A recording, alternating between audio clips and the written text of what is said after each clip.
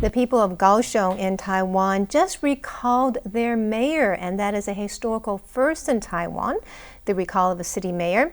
And with me here to talk about the rise and fall of one of the KMT's biggest political stars, Kuo-yu, is Lev Nachman, a Fulbright scholar who is studying Taiwan politics in Taiwan. Lev, it's great to have you on the show. Thanks so much for having me. Yes, and I heard you went down there to see what was going on during the recall. What did you see?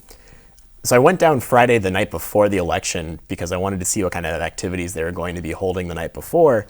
The organizers, the organization called We Care, who are behind mobilizing people for the recall, had planned a massive citywide march where thousands of people ended up showing to show their support for the recall. And what was interesting about the rally the night before the election was that it wasn't just young people, but actually generations all over from Kaohsiung turned up to express their discontent and their intention to vote to recall Han. And even though it was just a rally the night before, it really kind of seemed like the recall vote itself was going to really be historic. And then the day of the recall, I spent most of my time walking around the city at checking out voting polls. And from the entire day, they were busy with people.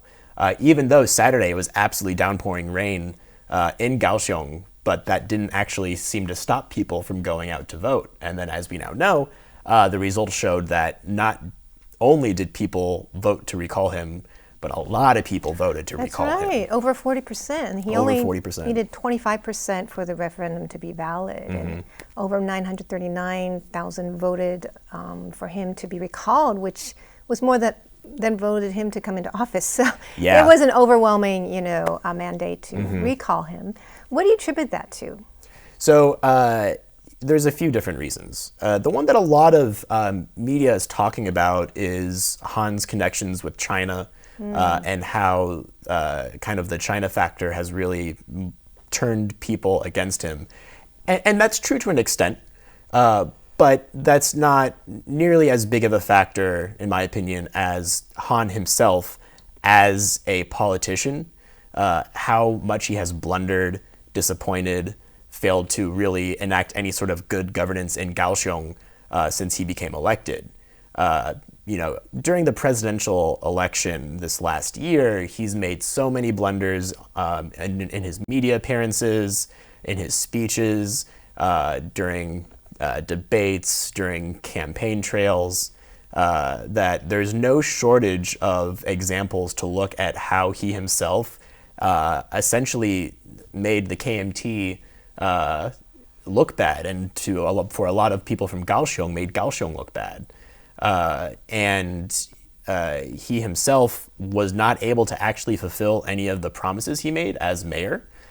He infamously took 4 months off from being mayor to run for president. Right, that was one of the main, main issues grievances that people had. And then of course, it's no secret that most of his economic plans were to increase trade with China. His meeting in Hong Kong with PRC officials last year made this incredibly obvious. And even though Kuo-yu himself has said that he rejects one country, two systems, supports the Hong Kong protesters, by him going to Hong Kong, meeting with Carrie Lam, meeting with PRC officials, it really sends mixed messages. The other really important factor behind the recall vote, though, and this cannot be overstated, is how much the organization We Care, that's the name of the organization, mobilized so much of the city. They have been campaigning ever since Han Kuo-yu began to run for president, the city of Kaohsiung to express their discontent with him. So last year during the presidential election, there was a massive anti-Han rally. We Care was the organization behind that rally. As soon as Han lost the presidency, We Care was the organization that was behind mobilizing voters to vote to recall him. And We Care is actually made up of a couple other different organizations that are all kind of civil society based in Kaohsiung, and then one political party, the Taiwan State Building Party, is also affiliated with We Care. They were very effective. Very effective. So the Taiwan State Building Party is a small party in Taiwan. They have one member in the Legislative Yuan. but a lot of their success and a lot of their rise in popularity is because of this Hanguoyu recall campaign, and because of not just the recall campaign, but the marches against Hanguoyu that we care organized before. That's interesting. So how would you describe the influence of small parties then here in Taiwan? We see them, toppling this major opposition party. They're becoming incredibly important. If you look at the last election that we just had in Taiwan, small parties brought in over 30% of the votes for the Bufan-chu votes. So in Taiwan, you vote 3 times. You vote for the president, you vote for your legislative local candidate, and then you vote for whichever party you like the most. And it's this third vote, the party vote, that third parties really have space to grow in. So the DPP got about 30% of the votes, the KMT got about 30% of the votes, but small parties got about 30% of the votes, which shows from the proportional representation vote, this vote itself, small parties are becoming more and more important. And it's not just the Taiwan State Building Party. You have parties like the New Power Party. You have Kuo-yu's new party, the Taiwan People's Party, Taiwan Minzhongdang. Yeah. And even though they only have so many seats in the legislative yuan, they're able to actually affect the way that politics are happening, not just with the recall vote. If you look in kind of just the last few months, a couple of other kind of media attention-grabbing headlines have come from the legislative yuan, one being changing the face of Taiwan's passport to remove the name China because it's causing confusion internationally, or 2, changing the name of China Airlines because it's also causing confusion internationally. Both of these policy proposals came from small parties, one from the Taiwan State Building Party and one from the New Power Party. So even though these small parties might not ever become a majority, the voice that they do have is becoming increasingly important. That's interesting. And would you say that they're more pro-Taiwan, pro-local, identity? So there's a bit of a difference with there is variation within these smaller parties. So parties like the Taiwan State Building Party and the New Power Party will directly say we are pro-Taiwan independence. The Taiwan People's Party is much more ambiguous about their specific stance. Kuo-yu himself, his entire appeal that he tried to market himself as is a middle ground politician. So trying to pretend that the independence unification issue isn't as important as it really is, in order to try to say that we're above this Liang An Guanxi problem. And then, of course, later on, we now know that their official stance is a fairly pro-status quo stance. So officially, the TPP's stance on independence is Taiwan is already independent as the ROC, which is fairly status quo. So, they're not all the exact same, but by no means are any of the smaller parties pro-China, is the big, right, or at least directly pro-China. So it is interesting because Mayor Han was seen as a very pro-China candidate. So do you think that this is also the people saying no to China? It is to a degree. It really is to a degree. And actually, the representative from the Taiwan State Building Party at the victory presser that they held outside the WeCare headquarters said directly, this is not just us saying no to Hanguoyu, this is us saying no to Xi Jinping. Hanguoyu became a bit of a manifestation of what kind of PRC influence in Taiwan looks like, because he was just very directly willing to endorse a lot of very pro-PRC positions, not just things like the 92 consensus, but trade with China as well. So, it's obvious that, with the election of President Taiwan, now we see Han Kuo-yu being defeated in this recall election. Do you think that the overall sentiment in Taiwan is more against China? I think you can look at recent data from the Pew Research survey, just put out a new report about Taiwan sentiment towards the US and Taiwan sentiment towards China. And unsurprisingly, people have much more positive views of the US than they do of China.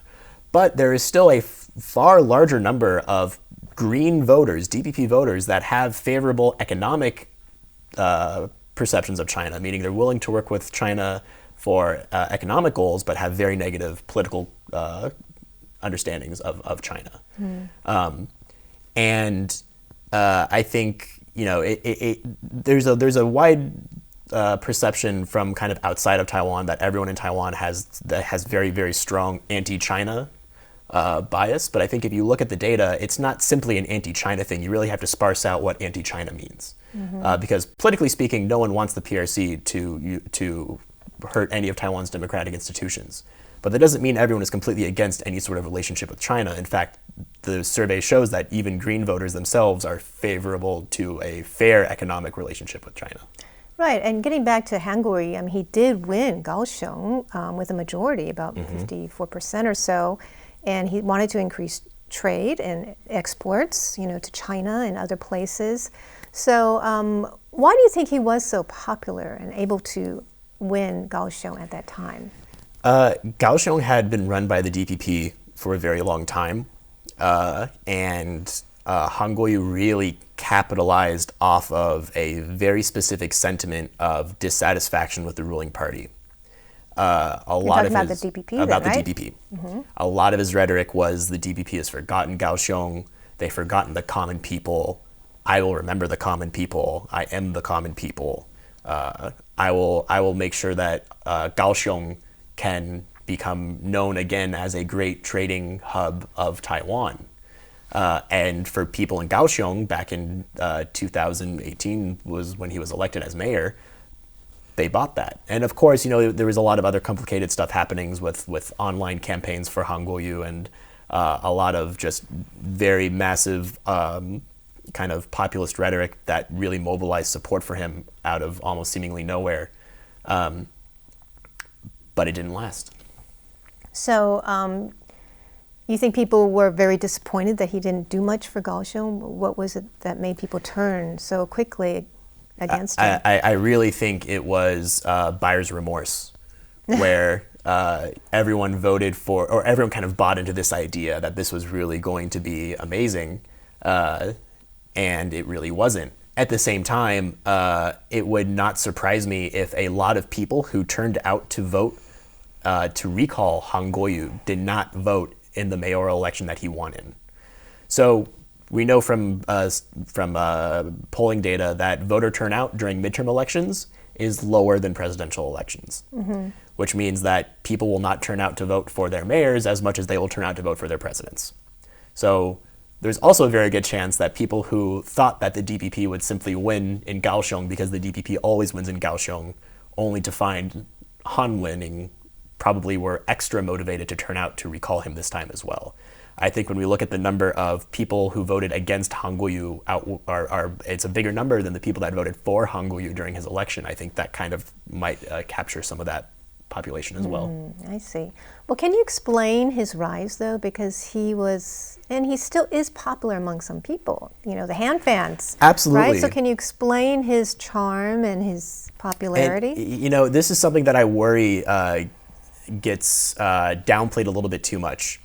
In 2020, in January, 5.5 million people voted for Han Kuo-yu for president. Right, that's a lot of people. That's 2 million more people than Zhu Lilun got in 2016. That's a lot more Zhu people. Lilun got 3.5 million.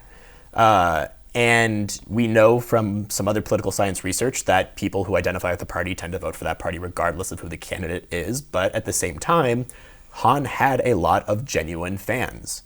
And they're not simply going to just disappear because the election ended.